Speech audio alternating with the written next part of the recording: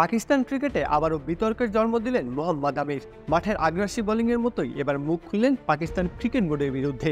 সম্প্রতি এক সাক্ষাৎকারে আমির বলেন, টি-20 বিশ্বকাপে পাকিস্তানের হয়ে খেলেছেন সম্পূর্ণ নিজের খরচে। অথচ বিশ্বকাপ শেষ হওয়ার পর কেউ তার সঙ্গে কথা বলেনি, কোনো পরিকল্পনার কথা জানায়নি। পৃথিবীও কোনো সিরিজের জন্য ডাকেনি তাকে। অভিমানে তাই পাকাপাকিভাবেই বিদায় বলতে চান আন্তর্জাতিক ক্রিকেটকে। আমির বলেন, যখন আমি বিশ্বকাপে খেলতে এসেছি তখন আমার কাউন্টি চুক্তি বাদ দিয়েছি, যা খেলেছি নিজেই খরচ করেছি। আমার ট্রেনার এসেছিল, তার খরচও নিজের পকেট থেকে দিয়েছি। কিন্তু বিশ্বকাপ শেষ হওয়ার পর কেউ একবারও যোগাযোগ করেনি। এটা বোঝার জন্য খুব বেশি বুদ্ধিমান হওয়ার দরকার পড়ে না। আমি পরিকল্পনায় নেই, সেটা বুঝে গেছি। তাই আমি সিদ্ধান্ত নিয়েছি আন্তর্জাতিক ক্রিকেটকে ধন্যবাদ। লং লাস্টিং ফ্রেগ্রেন্সের জন্য ট্রাই করো Real Man, the scent of masculinity. বল হাতে আগ্রাসী আমির শুধু বোর্ডের বিরুদ্ধেই কথা বলেননি, নিজের ক্রিকেট দর্শন নিয়েও জানিয়েছেন নিজের মত। তার মতে ক্রিকেটে মানসিক আগ্রাসন জরুরি।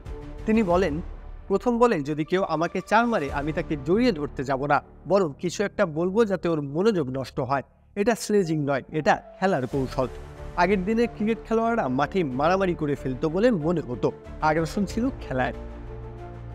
তবে এটাও স্পষ্ট করেন তিনি অশোভন ভাষা ব্যবহার করেন না, কারণ এতে শাস্তির ঝুঁকি থাকে। তার ভাষায়, আমি যদি খারাপ ভাষা ব্যবহার করি আম্পায়ার আমাকে ধরবে, রেফারি জরিমানা করবে। কিন্তু কেউ যদি কিছু না বলে তাহলে বুঝিয়ে আমি নিয়ন্ত্রিত আগ্রাসন দেখাচ্ছি। ক্রিকেটে আমিরের আগমন ছিল ধূমকেতুর মতো। ক্রিকেট ক্যারিয়ার জুড়ে নানা নাটকীয়তা, উত্থান পতন দেখতে হয়েছে তাকে। তবে বলের ধার কমেনি আমিরের চোখে চোখ রেখে লড়াইটা। এর আগে একবার বিদায় বলেছিলেন, অভিযোগ তুলেছিলেন টিম ম্যানেজমেন্টের দিকে।